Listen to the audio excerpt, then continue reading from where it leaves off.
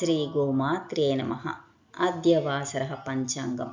आङ्ग्लेयसंवत्सरप्रकारेण मे मासे आदिवासरे दशमदिनाङ्कः 2026तमे वर्षे सनातनपञ्चाङ्गप्रकारेण श्रीप्रभवनामसंवत्सरे उत्तरायणे वसन्तऋतु वैशाखमासे कृष्णपक्षे भानुवासरे अष्टमे तिथौ धनिष्ठानक्षत्रे अद्य तिरुमलस्वामिन्नामस्मरणमुत्तमम्।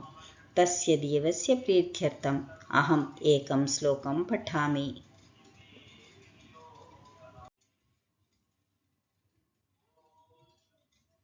ज्ञानिना मया दोषा नाशेषान्वितान् हरे, क्षमस्वत्वं क्षमस्वत्वं शेषशैलशिखामणे।